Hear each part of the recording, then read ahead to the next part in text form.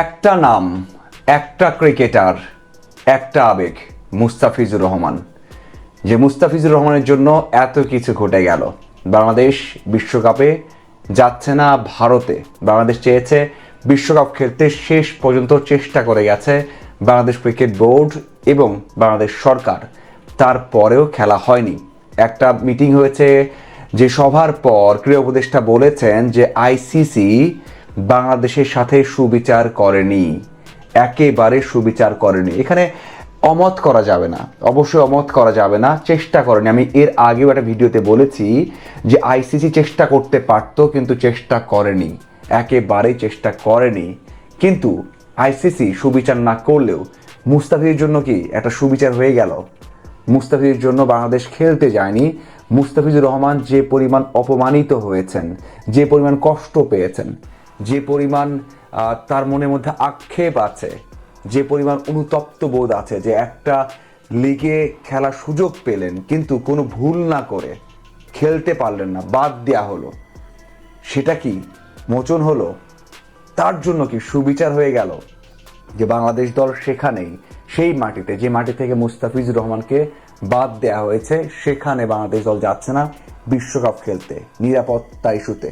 যেখানে মুস্তাফিজকে নিরাপত্তা দিতে পারেনি সেই দেশ এবং সেখানকার বিভিন্ন জনগোষ্ঠীর যে রোষানল বা যে আন্দোলন দেখা গেছে, সেই জন্য যায়নি বাংলাদেশ ক্রিকেট বোর্ড।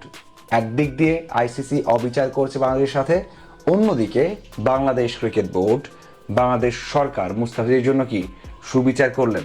দেখুন, এই বিষয়টা আমরা এইভাবে বলতেই পারি। এখন মুস্তাফিজ হয়তোবা তার কষ্ট লাগতে পারে যে আইপিএল মিস করলেন, খেলতে পারবেন না, সাথে বিশ্বকাপটাও খেলা হচ্ছে না, কারণ খেলার মানুষ তো, মাঠের মানুষ তো, সেটা আসতে পারে। কিন্তু মুস্তাফিজ ভাবতে পারেন তার জন্য পুরো দেশ সামনে এসেছে, পুরো দেশ সেখানে বিশ্বকাপে খেলতে যায়নি তার সম্মানের জন্য। অবশ্যই নিরাপত্তা ঝুঁকি আছে। অবশ্যই এই তারকারা খেলতে গেলে বারবার মাথায় আসতো যে কখন কি ঘটতে পারে, এবং সেটা মাথায় নিয়ে কখনোই ভালোভাবে খেলা যেত না। এই জন্য আমিও অনেকবার বলেছি যে বাংলাদেশের খেলাটা অনিশ্চিত, বাংলাদেশ খেলতে পারবে না, খেলতে পারার সম্ভাবনা নেই, চেঞ্জ করা যাবে না। কিন্তু বাংলাদেশ দল চেষ্টা করে যাবে শ্রীলঙ্কায় খেলতে, ভারতে খেলতে না গেলে বাংলাদেশে খেলা হচ্ছে না, এটা আগে থেকে নিশ্চিত ছিল। কারণ কোনোভাবেই সেটা সম্ভব নয়, এই কম সময়ে কোনোভাবেই সেটা চাইবে না বা চেষ্টা করবে না আইসিসি, সেটাই কিন্তু হয়েছে। এখন বিষয় হচ্ছে সামনে ক্ষতিটা কি? দেখুন, যতই বলা হোক কোনো ক্ষতি নেই, বাংলাদেশ ক্রিকেট নষ্ট হয়ে যাবে না, সমস্যা হবে না, হবে কিন্তু সেটাকে মোকাবেলা করতে হবে, সেটাকে ভালোভাবে মোকাবেলা করতে হবে যেন সেই ক্ষতিটা না হয়। বাংলাদেশ দল র্যাঙ্কিংয়ে পিছিয়ে যাবে, বাছাই পর্বে খেলতে হবে, আর্থিকভাবে ক্ষতিগ্রস্ত হবে, ক্রিকেটারদের সবচেয়ে বড় ক্ষতি হবে, তার মানসিকভাবে ভেঙে পড়বেন। তারা বিশ্বকাপ খেলতে পারছেন না, এই যে একটা মাস যন্ত্রণায় থাকবেন, যন্ত্রণায় কাতরাবেন যে এখানে থাকতে পারতেন। একটা বিশ্বকাপের পরিবেশ কি থাকে সেটা যারা খেলেছেন, যারা একবার ক্রিকেট খেলেন, বড় একটা আসর খেলেন, তারা জানেন। মানসিক ট্রমার মধ্যে থাকবেন, সেখান থেকে বের করে নিয়ে আসতে হবে এবং নেক্সট ওয়ার্ল্ড কাপের জন্য প্রস্তুতি নেয়া, যে ওয়ার্ল্ড কাপ খেলতে পারবো ওই স্বপ্নটা, সেটা জিয়ে রাখতে হবে, সেটাকে আবার নতুন করে জাগিয়ে তুলতে হবে। অনেক কাজ বাকি আছে। এমনটা নয় যে বাংলাদেশ ক্রিকেট শেষ হয়ে যাবে, কিন্তু শেষ না হোক, যেন পিছিয়ে না যায়, সেখানে মোকাবেলা করতে হবে, সেই চ্যালেঞ্জটা নিতে হবে। এই যে বিষয়গুলো বললাম, সামনে ম্যাচ নেই, ঘরোয়া ক্রিকেটটাও সমস্যার মধ্যে আছে, কারণ ঢাকা প্রিমিয়ার ডিভিশন আবাহনী মোহামেডান খেলবে না, বড় দল খেলবে না, কি করবে? ন্যাশনাল টিমে খেলা সেই মার্চে পাকিস্তানের বিপক্ষে, এর আগে মানসিকভাবে যেই সমস্যার মধ্যে আছে তারকারা, সেখান থেকে বের করে নিয়ে আসতে হবে। যেই সমস্যাগুলো আছে, যারাই বলে ওগুলো সমস্যা হবে না, হবে সেই সমস্যাটা মোকাবেলা করতে হবে।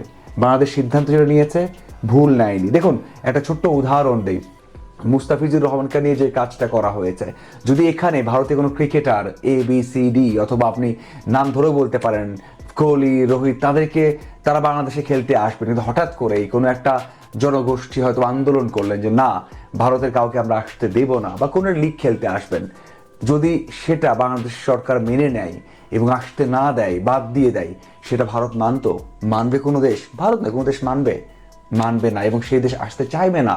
এটা খুবই ফেয়ার যে বাংলাদেশ দল যেভাবে চায়নি, ঠিক আছে, কিন্তু এটাও ঠিক ছিল, বাংলাদেশ দল যখনই বলেছে, বাংলাদেশ থেকে বলা হয়েছে যে ভারত ছাড়া অন্য জায়গায় খেলবে বা ভারতে ছাড়া মানে অন্য জায়গায় ছাড়া ভারতে খেলবে না, তখন নিশ্চিত হওয়া গেছে যে বাংলাদেশ দল বিশ্বকাপ খেলতে পারছে না এবার, বা বাংলাদেশ দল এবার বিশ্বকাপ খেলছে না। যাই হোক, ভালো মন্দ মিলিয়ে অনেক কিছুই আছে। আমার মনে হয় এই সময়টায়, কঠিন সময়টাতে অনেক উদাহরণ দিচ্ছেন যে ওই দেশ খেলেনি, তারা তো নষ্ট হয়ে যায়নি, শেষ হয়ে যায়নি। এই উদাহরণগুলো তখনই খাটবে যখন এই ঘটনার পরে, ধাক্কার পর সামাল দেয়া যাবে। সেই সামালটা বাংলাদেশ ক্রিকেট বোর্ড দেখ, সেই সাপোর্টটা বাংলাদেশ সরকার থেকে ক্রিকেটাররা পাক, এবং বাংলাদেশ ক্রিকেট আবারও এগিয়ে যাবে এক সময়। সেই প্রার্থনা আমরা করতে পারি, সেই অপেক্ষা আমরা করতে পারি। আপনার কি মনে হয়?